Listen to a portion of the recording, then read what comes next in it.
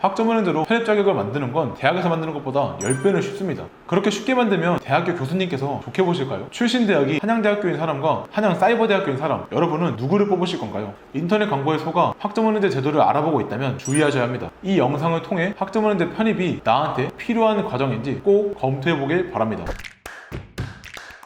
안녕하세요. 편입모안입니다. 2학기가 시작된 현 시점 다들 바쁜 날들을 보내고 계실 텐데요. 학벌에 대한 욕구가 조금이라도 있는 학생분이라면 한 번쯤은 대학을 옮기고 싶다 생각해 보셨을 겁니다. 대학을 옮기는 방법은 두 가지가 있죠. 재수를 하거나 편입을 하거나. 두 가지 방법 중에서 하나를 선택하실 수가 있는데요. 두 전형은 차이점이 존재합니다. 재수는 수능을 준비해서 1학년 신입학하는 반면 편입은 희망하는 학교, 학과 3학년 1학기로 전학을 가는 제도입니다. 최근에 재수, 정시 관련된 이슈가 상당히 많죠. 9월 모의고사부터는 킬러 문항을 없애기도 했고 의대 쏠림 현상으로 인해 인서울 중상위권 학생분들이 자퇴를 한 뒤 정시를 준비한다고 합니다. 올해 수능 응시생 3명 중 1명은 재수생일 정도로 수능 재수생이 상당히 많은 상황이고 올해 편입 TO 또한 상당히 많을 것으로 보이는데요. 이처럼 재수는 다양한 이슈들을 쉽게 접할 수 있는 반면 오늘 전달해드릴 내용이 잘 알려지지 않은 편입에 대해 구체적으로 전달해드리려고 합니다.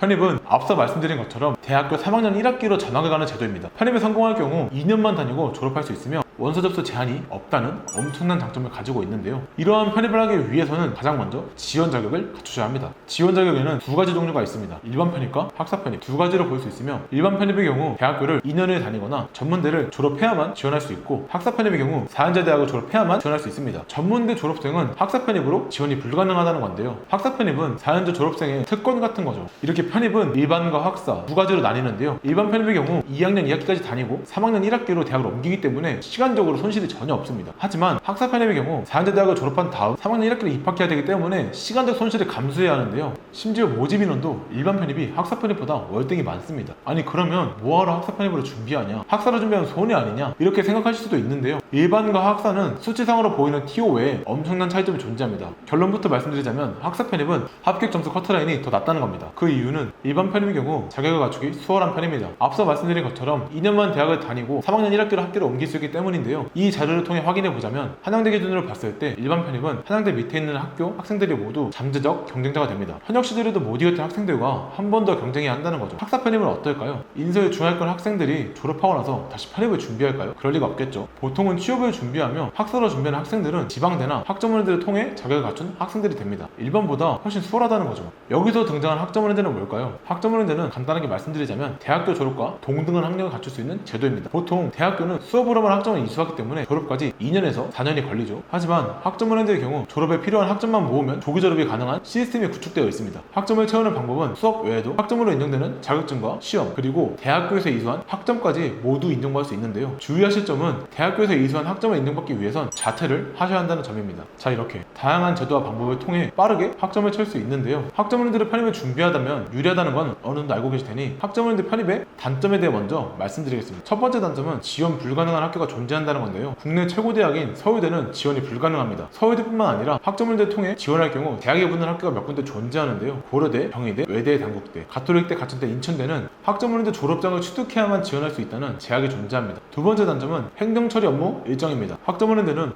국가평생교육진흥원이라는 홈페이지를 통해 모든 행정처리 업무를 진행할 수 있는데요. 상시로 진행할 수 있는 게 아닌 정해진 기간에만 진행할 수 있습니다. 그렇기에 해당 기간을 놓치게 된다면 계획한 일정이 미뤄지거나 틀어지게 되는데요. 이는 학교별 원서 접수 일정에 따라 지원이 불가능한 학교와 가능한 학교로 나뉘는데 이 부분에 대해 자세히 알아보자면 학점은행제는 1월, 4월, 7월, 10월 이렇게 매년 4번의 행정처리 업무 기간이 주어지는데요. 편입을 결심하고 학점은행제를 빠르게 진행하실 경우에 10월에 모든 업무를 진행할 수 있어 문제될 게 없습니다. 문제는 늦게 시작한 학생분한테 발생하는데요. 10월에 행정처리 업무 기간 놓칠 경우 12월 15일부터 1월 15일로 밀리게 되는데 문제는 이 기간보다 원서 접수나 서류를 제출해야 하는 학교가 존재합니다. 그렇기에 늦게 준비하는 학생분 대상으로는 어느 정도 불이익이 발생할 수 있다는 거죠. 세 번째는 서류에 작성할 말이 없다는 겁니다. 여러분께선 희망하는 학교, 학과가 명확하게 존재할 텐데요. 학점은행제를 편입을 준비할 경우 진행할 수 있는 학과가 정해져 있기 때문에 대부분의 학생들은 비동의 계열로 지원하게 됩니다. 그렇기에 전공 지식이 부족할 수밖에 없는데요. 편입 후에 학과에 적응하기 어려울 수 있으며 인서울 중상위권 학교들 대상으로는 전공 적합성을 판단하는 서류까지 준비해야 하기 때문에 서류에 쓸 말이 없습니다. 틈틈이 전공 지식을 다져주지 않는다는 단점이 존재합니다. 이렇게 단점에 대해 알아봤는데 당연히 학점은행제 편입에 대한 장점도 있겠죠. 빠르게 학점을 채워 조기 졸업할 수 있다는 점, 그리고 이 졸업한 학력은 편입 자격으로 활용할 수 있기 때문에 학점원들로 편입을 준비하는 첫 번째 장점입니다. 대학교에서 2년에서 4년이 걸려서 갖추는 편입 자격을 학점원들은 1년에서 2년이면 갖출 수 있거든요. 남들보다 2배 이상의 시간을 확보할 수 있습니다. 이어서 두 번째 장점은 학점원들을 통해 편입을 준비할 경우 공부 시간을 상당히 많이 확보할 수 있다는 건데요. 그 이유는 대학교는 수업을 듣기 위해